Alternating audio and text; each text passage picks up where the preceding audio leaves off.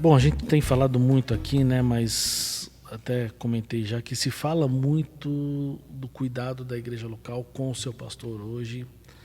Né? Eu vejo muita gente escrevendo sobre os dramas do ministério pastoral, inclusive nas redes sociais, e muita gente também falando sobre os dramas da esposa do pastor. Mas a gente ainda não chegou a falar sobre os filhos dos pastores, né? Então resolve-se muito, fala-se muito sobre o casal, o marido e a esposa pastoral.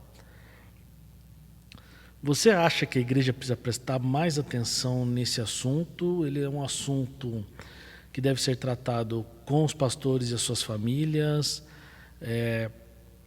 ou ele precisa só ser tratado de algo de uma forma mais natural, uma forma com menos peso? Você acha que é algo que deve ser falado dentro das comunidades locais, mais ensinado a respeito do assunto, como a igreja deve cuidar da família pastoral, por exemplo?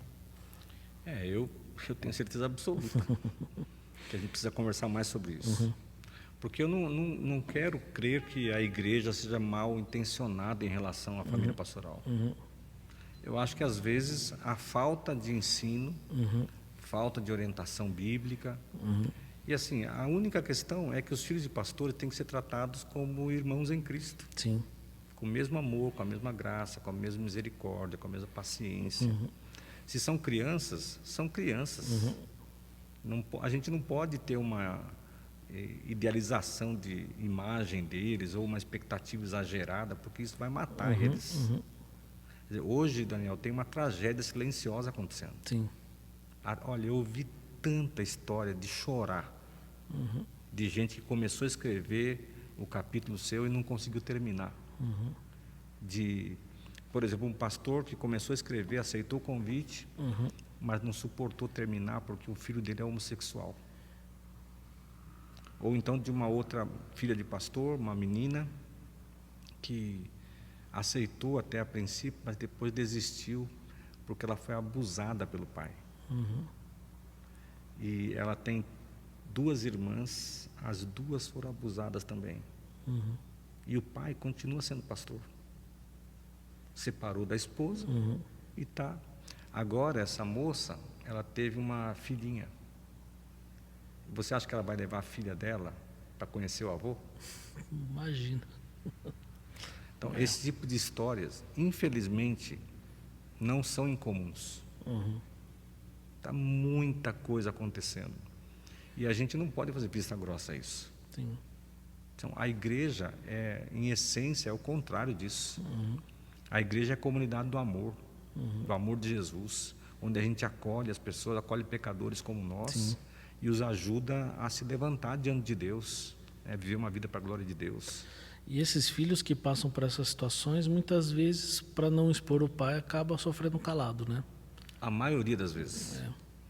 Porque é um peso muito grande que eles carregam, esse de expor o pai, ou respingar, como eu falei, algum erro no ministério dos pais. E muitas vezes fala assim, eu vou falar sobre meu pai, mas meu pai é o pastor, ninguém vai acreditar, né? Vai falar que eu sou mais um filho rebelde, né? Acontece muito isso e é uma pressão enorme e a maioria se cala. E é interessante porque esse sofrimento calado são dilemas que qualquer membro dentro de uma igreja passa. Muitas vezes seus filhos envolvendo com drogas, homossexualismo, ou resolvem se desviar, mas não tem o mesmo peso, né? Mas até por culpa de nós pastores também, né? Porque, como eu falei lá no começo, a gente acaba gostando dessa imagem de perfeição que impõe para nós, né? Que não tem nada de realidade, mas a gente gosta. E aí, quando acontece algum problema, a gente vai ter que esconder. Isso é uma tragédia. Você pode proteger por 5, 10 anos, mas uma hora estoura. Não tem jeito.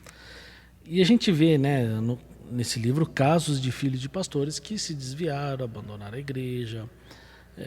É interessante que tem filhos que mudaram de cidade para fugir do ministério dos pais, caíram no mundo, se envolveram com drogas e depois voltaram na igreja. Acho que tem relato nesse livro, inclusive, sobre isso.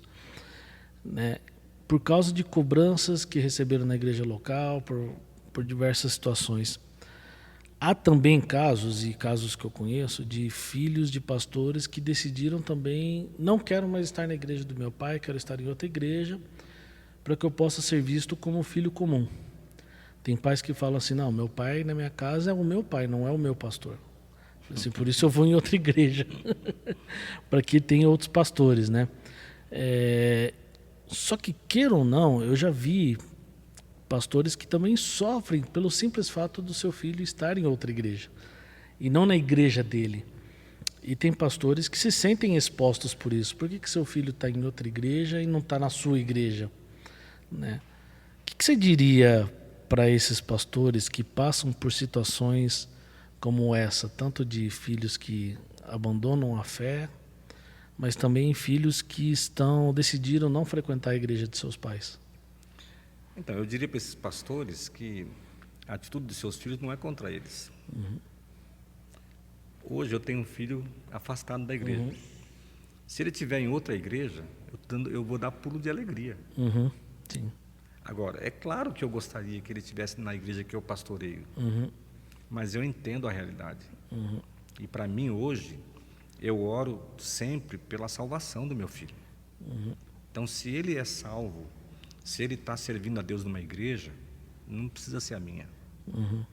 Eu descanso meu coração. Agora, meu filho, eu falei assim, filho, vai para outra igreja então. Ele falou assim, pai, aqui em Piracicaba todo mundo te conhece. Eu falei, não é verdade, não é verdade. Mas na cabeça dele, ele imaginava que eu era conhecido assim, não sou conhecido assim. Só que o que ele está falando com isso? Que ele quer sair da minha sombra. Porque ele não quer mais, ele detesta ser filho de pastor. Ele quer sair dessa pressão. Ele quer ir para um lugar em que ele possa ser ele mesmo para servir a Deus. Então, se o seu filho está querendo isso, glorifique a Deus de pé. Sim. Porque o Evangelho entrou no coração dele, ele tem Jesus como Salvador, ele quer servir a Deus. Ele só não quer passar os perrengues que o filho de pastor passa. E acho que você falou muito bem, né? Estar em outra igreja, mas estar firme com Jesus, precisa ser um descanso também, né? É que tem a nossa humanidade, né? Eu me senti assim, quando meu filho decidiu se afastar e falou até que poderia ir em outra igreja, eu me senti um fracassado. Falei, puxa vida, eu não vou ser o pastor do meu filho. Mas isso é uma ambição humana, né? A gente não precisa se apegar a isso, não. E